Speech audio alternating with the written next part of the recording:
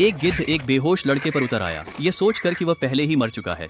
गिद्ध ने लड़के के मुंह को चोंच मारना शुरू कर दिया, लेकिन अप्रत्याशित रूप से दर्द के कारण लड़का जाग गया और उसने पक्षी को चट्टान से नीचे फेंक दिया। भयंकर दर्द सहते हुए लड़के ने खुद को संभाला और देखा कि वह चट्टान के बीच में निकली हुई एक चट्टानी दीवार पर गिरा था। उसने जोर से अपने पिता को पुकारा, लेकिन बहुत देर तक इंतजार करने के बाद भी कोई जवाब नहीं आया। कोई विकल्प न होने पर वह केवल नीचे चढ़ने की कोशिश कर सकता था। अचानक तेज बारिश शुरू हो गई। बारिश के पानी के बहाव में जैक ने महसूस किया कि वह ज्यादा देर तक टिक नहीं पाएगा। सौभाग्य से इस समय तक चट्टान के नीचे बांट का पानी भर चुका था। उसे पता था कि यही उसकी एकमात्र उम्मीद है, इसलिए उसने हिम्मत जुटाई और सीधे नीचे कूद गया। जब वह जागा तो उसने पाया कि बारिश रुक चुकी थी और वह चमत्कारिक रूप से बच गया था। थका हुआ और भूखा जैक कीचड़ के गड्ढे के किनारे तक घिसटता हुआ गया और अपनी ताकत वापस पाने के लिए कीचड़ भरा पानी पी गया। फिर उसने पेड़ की टहनियों का इस्तेमाल कर अपने घायल पैर को बांध दिया। अचानक दूर से कई भेड़ियों की हुआ हुआ सुनाई दी। वह उठकर देखने लगा और देखा कि कुछ भेड़िए सामने की पहाड़ी से उसे घूर रहे हैं। वह जल्दी से भागने के लिए खड़ा हुआ, लेकिन भेड़ियों का झुंड जल्द ही उसके पास आ गया। सौभाग्य से आगे एक सूखा हुआ पेड़ था। वह जल्दी जल्दी पेड़ पर चढ़ने लगा, लेकिन इससे पहले कि वह ऊपर पहुंच पाता, एक भूरे भेड़िए ने उसके जूते को काट लिया। नाजुक मौके पर उसने अपनी कमर से खंजर निकाला और भूरे भेड़िए को मार दिया और इसी मौके का फायदा उठाकर वह ऊपर चढ़ गया।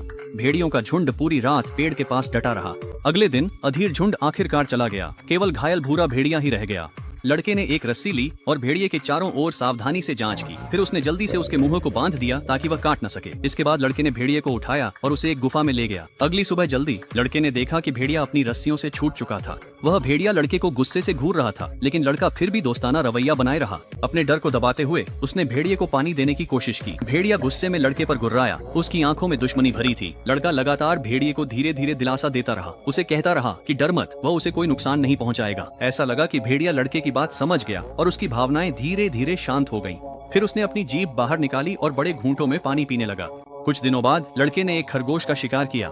स्वादिष्ट खरगोश को देखकर भेड़िया तुरंत मांस छीनकर खाने के लिए दौड़ पड़ना चाहता था। जैक ने जल्दी से भेड़िए को डराकर भगा दिया।